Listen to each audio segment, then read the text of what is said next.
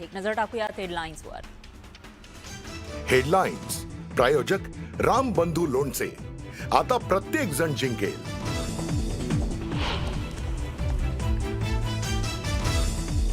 बाबा मला मारलं म्हणून दिल्लीत गेले होते। उद्धव ठाकरेंची एकनाथ शिंदेंच्या दिल्ली दौऱ्यावर बोचरी टीका।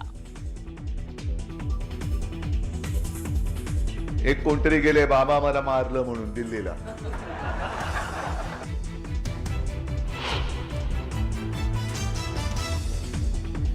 महाराष्ट्रातील घडामोडींकडे माझं लक्ष, तुमचा योग्य सन्मान राखला जाईल। दिल्ली भेटीमध्ये अमित शहांचं शिंदेंना आश्वासन। वरिष्ठ सूत्रांची न्यूज 18 लोकमतला माहिती।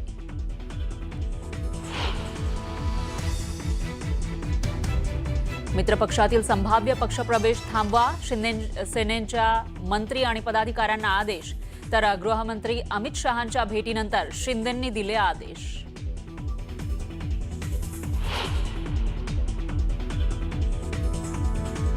मुख्यमंत्री फडणवीसांचे मामे भाऊ आल्हाद कलोती चिखलदरा नगर परिषद निवडणुकीमध्ये बिनविरोध विजयी।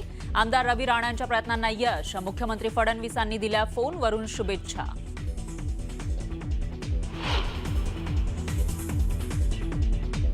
बुलढाण्यात न्यायालयीन कोठडीमधल्या आरोपीचा उमेदवारी अर्ज। अजित पवारांच्या राष्ट्रवादीकडून विशाल काकडेला नगर परिषदेची उमेदवारी। काकडेवर पत्नीला पेट्रोल टाकून जिवंत जाळण्याचा प्रयत्न केल्याचा आरोप।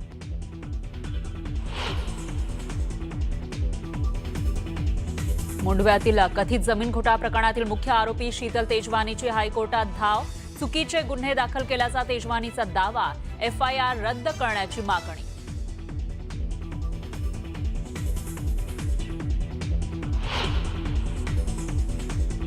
दहावी शिकणाऱ्या सांगलीतील विद्यार्थ्याची दिल्लीत आत्महत्या। शिक्षकांच्या जाचाला कंटाळून आत्महत्येचा चिठ्ठीत उल्लेख।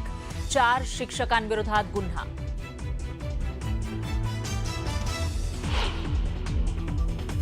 ट्रेनमध्ये धक्का लागल्यानंतर हिंदी मराठी बोलण्यावरून वाद। वादातून 4 ते 5 जणांकडून कल्याणच्या अर्णव खैरेला मारहाण।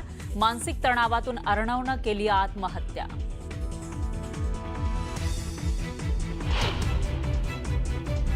कोल्हापुरातील चुटकीवाल्या भोंदू मांत्रिकाच्या दरबारावर पोलिसांचा छापा।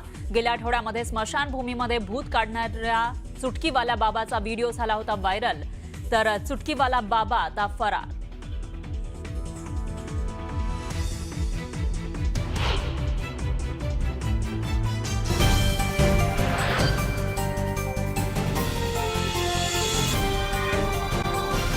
राजकीय वर्तुळातून माहितीच्या नाराजी नाट्यानंतर केंद्रीय नेतृत्वानं सूचना दिल्याची माहिती आहे। शिंदेंच्या नाराजीनंतरही केंद्रीय नेतृत्व भाजप प्रदेशच्या पाठीशी असल्याचं कळत आहे। आरोप प्रत्यारोप होतच राहतील, पक्ष बांधणीचं काम सुरू ठेवा अशा सूचना केंद्रीय नेतृत्वानं दिल्याची माहिती आहे। विश्वसनीय सूत्रांनी न्यूज 18 लोकमतला ही माहिती दिली आहे। राज्यात भाजपची घोडदौड चांगल्या प्रकारे सुरू ठेवा अशा सूचना दिल्याचं कळत आहे। आणि याविषयी अधिक माहितीसाठी आपले प्रतिनिधी तुषार रुपनवर हे आपल्यासोबत जोडले गेले आहेत। तुषार, काय सांगाल?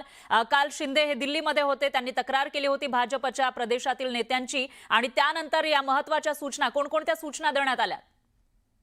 फरा, आपण जर पाहिलं असेल तर राज्याच्या राजकारणामध्ये गेल्या 48 तासांपासून आपल्याला वेगवान घडामोडी घडताना पाहायला मिळतात। सुरुवातीला उल्हासनगरमध्ये भाजपचे काही नगरसेवक शिंदेच्या शिवसेनेकडून फोडण्यात आले। त्याला प्रत्युत्तर म्हणून भाजपचे प्रदेशाध्यक्ष रवींद्र चव्हाण यांनी कल्याण डोंबिवलीमध्ये शिंदे गटाच्या नगरसेवकांचा भाजपमध्ये पक्षप्रवेश केला। त्यानंतर शिंदे सेनेच्या काही मंत्र्यांनी मुख्यमंत्री देवेंद्र फडणवीस यांच्याकडे नाराजी व्यक्त केली। मात्र त्यांना मुख्यमंत्री देवेंद्र फडणवीस यांनी आपल्याला खडबोल सुनावताना पाहायला मिळाले। हे सर्व नाराजी नाट्य घेऊन उपमुख्यमंत्री एकनाथ शिंदे यांनी थेट दिल्ली दरबारी अमित शहा यांच्याकडे सर्व गाऱ्हाणं मांडलं। आणि त्यानंतर आता भाजपच्या पक्ष नेतृत्व हे आपल्याला भाजपच्या प्रदेश नेतृत्वाच्या पाठीशी उभं राहताना पाहायला मिळतात। आरोप प्रत्यारोप होतच राहतील, पक्ष बांधणीचं काम सुरू ठेवा। शिंदेच्या नाराजी नाट्यानंतरही केंद्रीय नेतृत्व आपल्याला भाजपा प्रदेशाच्या पाठीशी असल्याचं पाहायला मिळतंय। स्थानिक स्वराज्य संस्था निवडणुकीमध्ये शिवसेना या पक्षाला सोबत ठेवाच, मात्र भाजपा या पक्षाची घोडदौड ही कायम सुरू ठेवायची स्पष्ट आदेश सूचना आपल्या केंद्रीय नेतृत्वाने आपल्याला भाजपच्या प्रदेश नेतृत्वाला दिल्याचं पाहायला मिळतं। बरोबर आहे तुषार. म्हणजे एकूणच असं म्हणता येईल की जी तक्रार केलेली आहे त्यानंतर सुद्धा त्याच पद्धतीनं सगळं भाजपचं राजकारण सुरू राहणार आहे. त्यामुळे आता त्याच्यावर शिंदेंची काय प्रतिक्रिया असेल ते बघावं लागेल. धन्यवाद तुम्ही दिलेल्या या सविस्तर माहितीसाठी. तर अमित शहा आणि एकनाथ शिंदे यांच्या भेटीमध्ये नेमकी काय चर्चा झालेली होती काल ते आपण बघूयात ग्राफिक्सच्या माध्यमातून. या भेटीमध्ये खासदार श्रीकांत शिंदेंच्या मतदारसंघातील शिवसेना नेते गळाला लावल्याचा आरोप शिंदेंनी केल्याची माहिती आहे. भाजप नेत्यांवर भाजपचे राज्यातले जे नेते आहेत त्यांच्याविषयी हे तक्रार ते करत होते. अमित शहांकडे शिंदेंनी गारहाणं मांडलेलं होतं. काल संध्याकाळी ते पोहोचलेले होते दिल्लीमध्ये आणि शहांची भेट घेतली.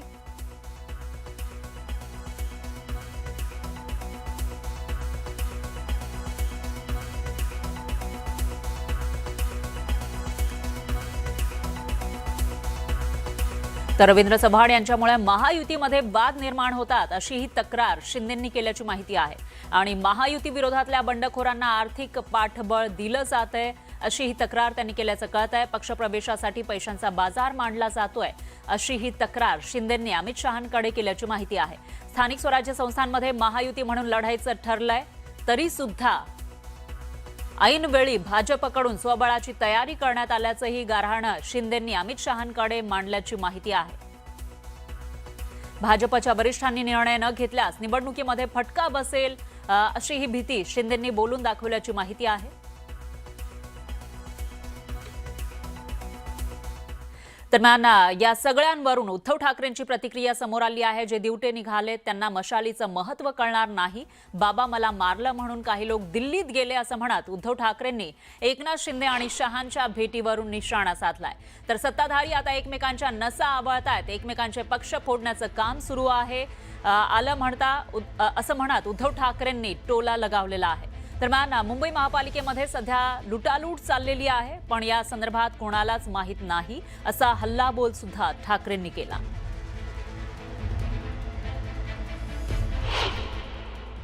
आजच पेपरमध्ये पाहिलं असाल तुम्ही, एक कोणतरी गेले बाबा मला मारलं म्हणून दिल्लीला. ही लाचारी जी आहे ना, ही लाचारी का, तर तेच चांगलं जर काही चांगलं शिक्षक मिळालं असतं त्या वयामध्ये तरी परिस्थिती आली नसती. राजकारण आल्यानंतर म्हटल्यानंतर निवडणुकीच्या दिवसात आता रेवडी तर सरसकट झालेली आहे. सरसकट म्हणजे दुसरा देईल तो रेवडी आणि आम्ही करू ते उपकार. हे असं आत्ताचं राजकारण आहे. आणि पूर्वी याही गोष्टी आपण पाहिलेल्या आहेत की आम्ही जर का जिंकलो तर आम्ही विद्यार्थ्यांना फुकट कॉम्प्युटर देऊ. फुकट कॉम्प्युटर देणार, कॉम्प्युटरमध्ये टाकणार काय. सगळा अभ्यासक्रम आहे तो त्या SD कार्डमध्ये मी टाकला होता आणि ते SD कार्ड आपण त्या टॅबमध्ये टाकलं. म्हणजे 8वी ते 10वी दरवर्षी आपण महापालिका शाळेत सुरू केलं होतं. आता सुरू आहे की नाही मला कल्पना नाही, कारण गेले 3-4 वर्ष महापालिकेचा बाप कोण आहे तेच कळत नाहीये. महापालिकेमध्ये काय चालले लुटालूट तेच कोणाला कळत नाहीये. मला वाटतं हा वरिष्ठ पातळीवरचा विषय आहे म्हणून त्या संदर्भामध्ये शिंदेसाहेब अमित भाईंना भेटलेले आहेत. कालही देवेंद्रजी त्यांची सगळ्यांची चर्चा या संदर्भामध्ये झालेली आहे. मला वाटतं कुठे काही फार ताणाताणी तशी नाही आहे, पण काय असेल तर मला वाटतं वरिष्ठ त्या ठिकाणी लक्ष घालतील. देवेंद्रजी एकनाथजी बसून निश्चित त्या ठिकाणी मार्ग निघेल. आमच्यामध्ये अतिशय कॉर्डिनेशन आहे. काही झालं असेल आपण कुणाला इकडे घेतलं तिकडे प्रवास झाला तर झालंही असेल, पण फार अशी काही आमच्यामध्ये टोकाची भूमिका नाही. पक्षप्रवेशामुळे एकनाथजी नाराज होतील आणि ते अमित भाईकडे जातील हे काही खरं नाही आहे. पक्षप्रवेशाबद्दल माझ्याशी देवेंद्रजीशी आम्ही समन्वय करतो की बाबा बैठकीमध्ये आमचा समन्वय होतो, पण एवढ्या कारणाने काही ते अमित भाईकडे जातील. अमित भाईकडे जाताना महाराष्ट्राची महायुती, देशातलं सरकार महाराष्ट्राचं सरकार, डबल इंजिन सरकार महाराष्ट्राच्या विकासाकरता कसं काम करेल आणि NDAचे नेते म्हणून प्रत्येक 2-3 महिन्यातनं माननीय एकनाथजी अमित भाईकडे जात असतात, माननीय प्रधानमंत्री मोदीजीकडे जात असतात, सर्व NDAचे घटक पक्ष जात असतात. मला वाटतं याच्यामध्ये ही केवळ त्या ठिकाणी NDAची नेता म्हणून भेट असावी असं मला वाटतं. या सर्व प्रक्रियेचे 2-3 भाग पडतात. मुळात हे कोणत्याही विचाराच्या अनुषंगाने नव्हे तर केवळ सत्ता आणि सत्वा हा परवलीचा शब्द असल्यामुळे सर्व एकत्र आलेले आहेत आणि सत्तेसाठी एकत्र आल्यानंतर यांचं टोळी युद्ध जे आहे ते अनेक दिवसांपासून सुरू आहे. आणि या टोळी युद्धाच्या अनुषंगानं हे सरकार कार्यरत असल्यामुळे यांना गँग ऑफ ट्रिपल इंजिन सरकार देखील